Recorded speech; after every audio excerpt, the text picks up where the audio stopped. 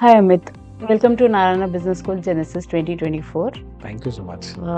So first question I would like to ask is, being an engineer, as Yeah. I've seen your profile, being an engineer, what made you take a career as a leadership and communication coach? So it was never destined. I started my journey in 2010. I was a student of MBA, and there was a subject called as marketing research. And there was a guest faculty, Mr. Sarabjit, used to come and teach us. And at the same point of time, I've joined a public speaking club because an entrepreneurship Kida had bitten me, and somebody told that communication is everything. So I said, let's start something in communication. But there was a public speaking club already going on in Chandigarh. I was based in Chandigarh, and I did my MBA from University Business School. Okay. And then I thought, let me just figure that out. Now that public speaking club always used to have their sessions on Saturday 2:30 to 4. Mm-hmm. Okay, and my guest lectures were from 2 to 4, plus there were some lectures just before that, and everything on Saturday of that particular teacher. No, I was on a fix. What to do? So I went up to sir and said, "Sir, you've been seeing that I always attend your sessions, and I also miss your 3 to 4 wala session.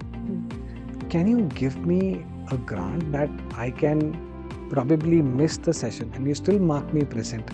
Because I've joined somewhere in a public speaking club wherein I'm trying to improve myself." That's how the journey started. You would not believe, because I was so truthful and always honest in my whatever I asked for. The teacher saw the truth in me and he agreed. After a couple more questions, he agreed. That's when I started, and I started doing things and doing some speeches. There was a mentor who told me, "Amit, you will become one day a very good speaker."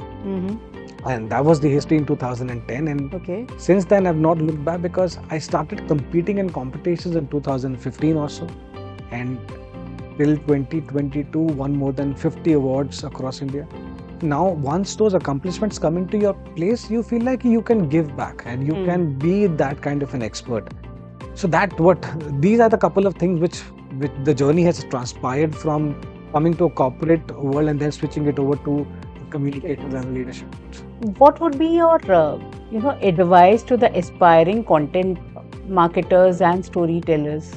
I think today's generation is much more creative and right-brained than we as probably from the earlier generation. So I would say there's a lot for us to take from them rather than we taking from them, because what we can give them is freedom. Actually, they have more creative mindset. We have become more left-brained, which is more of logical, analytical. We can tell them this is how it can happen, this is how that can happen. We can give them insights about certain things.